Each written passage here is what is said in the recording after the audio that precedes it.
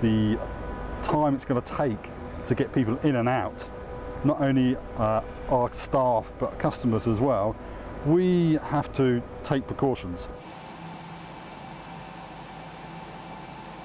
The idea behind that is that so if the engineers can't get home, they can stay here on site. We will build a little room for them and stack these pods in the room, rather like a Japanese hotel, small pod hotel.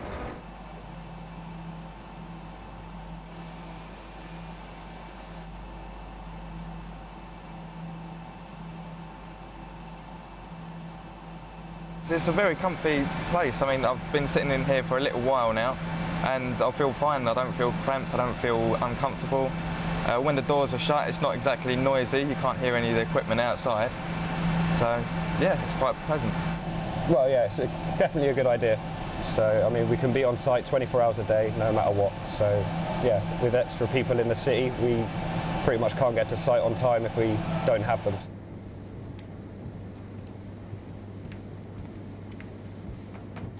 The biggest challenge the Olympics pose to business during the time that it's on is obviously the potential disruption because of the amount of traffic and people that are coming through the city, and the fact that your employees still need to get to their places of work. It comes back to that communication piece, but we're going to do many interviews with key people as part of.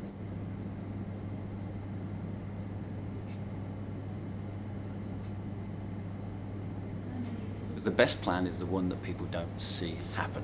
So it's a bit like the millennium bug. You know, was there a problem or not? Well, I could argue because people planned for it, it didn't perceive that there was a problem, but if we hadn't planned for it, it probably would have been. It's the same for the Olympics. If you plan for it and you review your plans and you test them like you would, it'll go off without any problem at all. And people will think, what was the fuss about?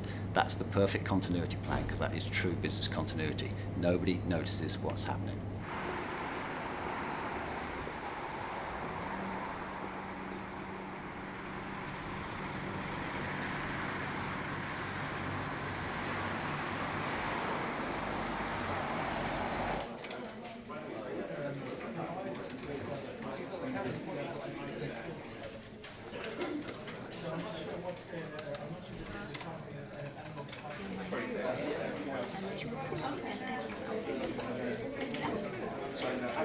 Yeah, you can shut down Internet Explorer. What I need to ask you to do is to start it up and run it as after run it now.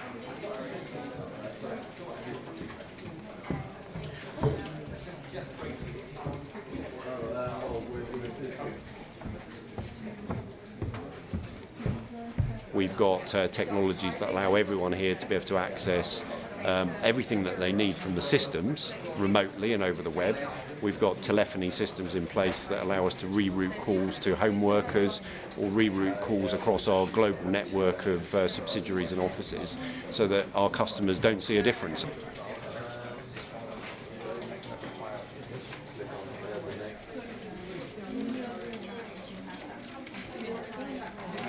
The first thing is we've already planned and we've prepared. So we've had dry runs. We've had managers turn up at work at 7 o'clock in the morning, phone all their team and practice as if they couldn't get into the office that day. So that preparedness is really critical, and I'd advise any business to make sure, and they've still got time to do it, to prepare and dry run what could possibly happen.